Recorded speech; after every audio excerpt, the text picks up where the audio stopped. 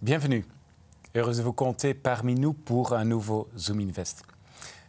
Avec la baisse des taux d'intérêt par les banques centrales et encore des baisses que nous prévoyons, nous constatons qu'il y a de plus en plus d'intérêt pour les investissements dans le secteur immobilier.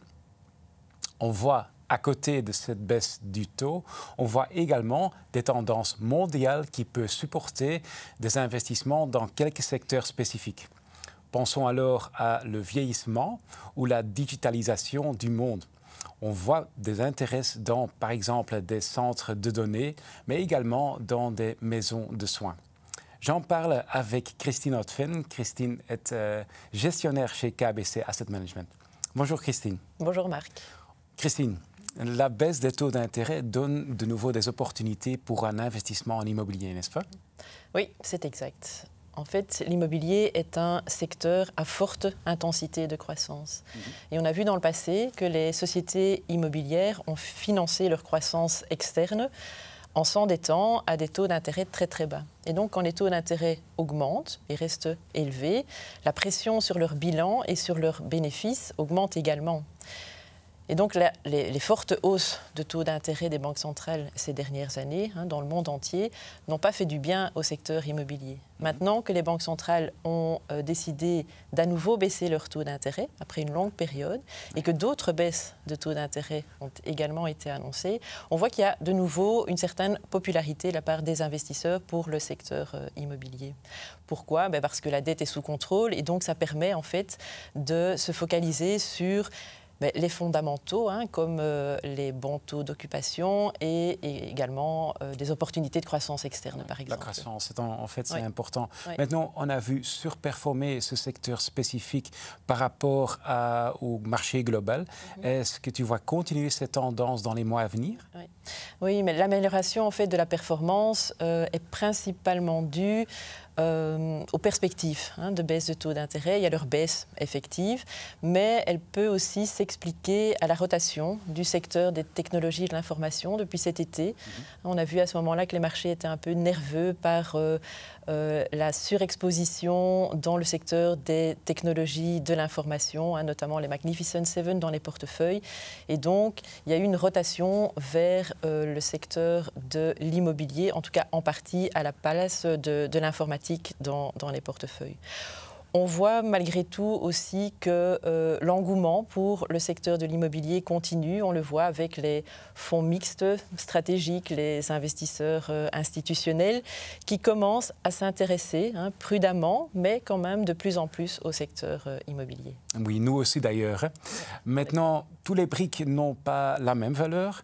Dans quelle mesure est-ce que tu vois que les tendances mondiales ont une importance dans ce secteur d'immobilier? Oui, c'est très très important en effet. L'intelligence artificielle est partout et avec elle, la demande pour les centres de données. Donc en fait, on ne peut plus aujourd'hui et on ne doit plus tout simplement négliger l'importance de la numérisation, même quand on fait le choix d'un bien immobilier.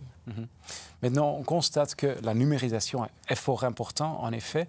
Dans quelle mesure est-ce que tu vois que les centres de données deviennent importants? Oui, en effet, les données sont partout et de plus en plus. Et quoi qu'on fasse, on traîne derrière nous une trace continue de données. Et ces données sont stockées, elles sont analysées et elles sont traitées.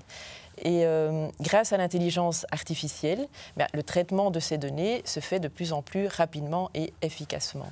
Et donc, effectivement, les données, ou en tout cas les résultats qui en découlent, sont de plus en plus utilisés à diverses fins, pour différentes raisons. Et donc, ces centres de données, on le voit, abritent des systèmes informatiques entiers, des serveurs, des routeurs, des systèmes de stockage, etc. Donc on ne peut plus aujourd'hui imaginer un monde sans numérisation ni sans centre de données.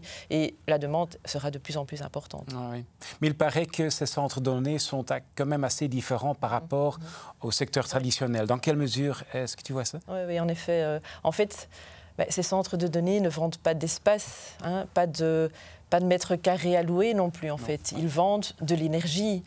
Et on voit d'ailleurs que les sociétés immobilières qui sont à l'origine de ces centres donnés comme Iron Mountain, par exemple, sont aussi appelées des sociétés de climatisation. Parce qu'en fait, leur rôle principal n'est pas uniquement de fournir de l'énergie ou de l'électricité, mais aussi de refroidir les serveurs 7 jours sur 7 et 24 heures sur 24. Donc c'est très très important. Et l'accent est vraiment mis sur l'alimentation électrique ininterrompue, un système de stockage de pointe et aussi une sécurité très très élevée. OK.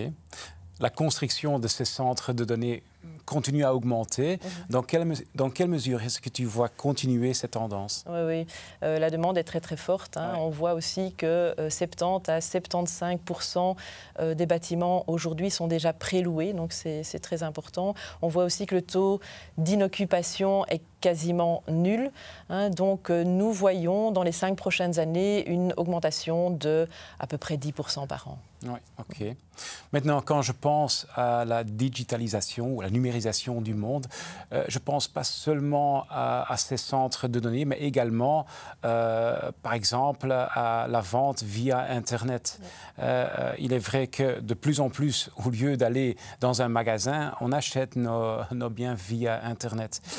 Pour ça, il faut une infrastructure. Dans quelle mesure est-ce que tu vois une opportunité dans ce secteur-là? Oui, mais principalement les centres logistiques déjà équipés de logistique intelligente. On voit que de plus en plus d'entrepôts sont entièrement automatisés et durables. On voit aussi que les bâtiments traditionnels deviennent de réels écosystèmes dynamiques. Pensez par exemple aux logiciels qui peuvent gérer et contrôler tout le processus à partir du moment où la marchandise entre dans le système de distribution jusqu'au moment où ils en ressortent, en fait.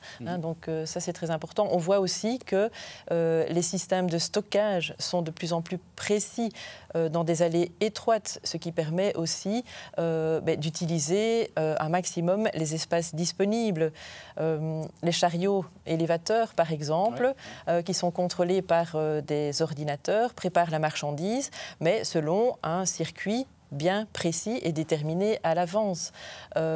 Pensez aux géants immobiliers aux États-Unis, Prologis par exemple, qui construit des entrepôts pour Amazon, FedEx, Walmart, entre autres, et où il n'y a pratiquement, où il n'y a plus en fait d'être humain qui est présent. Donc en fait les ordinateurs, les robots préparent les marchandises même dans l'obscurité. Et donc, ça aussi, c'est une économie d'énergie pour ces sociétés.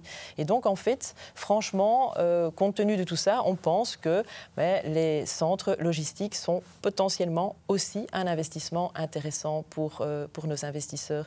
On voit que la demande augmente, on voit que la demande de commerce électronique augmente aussi. Ces centres logistiques deviennent de plus en plus performants grâce à l'automatisation. Donc, en fait, il y a vraiment une marge aujourd'hui pour plus de ventes et plus de bénéfices. OK.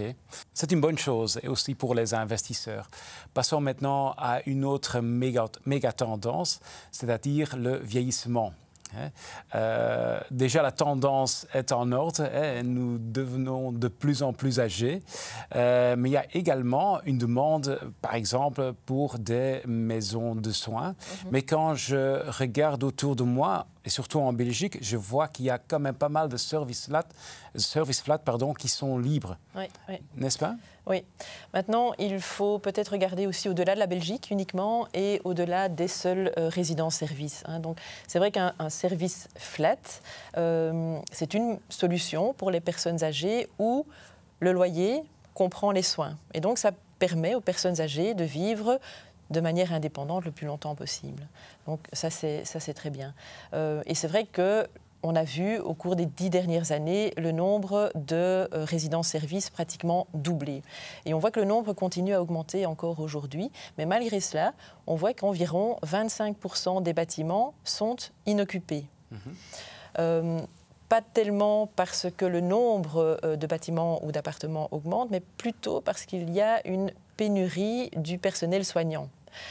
Mais malgré cela, on voit aussi que les résidences-services qui aujourd'hui sont effectivement occupées, eh bien, elles offrent un revenu locatif stable et intéressant. Donc en fait, je pense que le message, c'est qu'il faut être très sélectif dans ce domaine-là. Ça va. Oui. Quand tu dis regarder au-delà des service flats, est-ce que tu veux vraiment dire les maisons de soins, par exemple? Oui, les centres de soins ou ce qu'on appelle les maisons de repos traditionnelles, où chaque résident a sa chambre. Mais il existe aussi ce qu'on appelle des villages de retraités.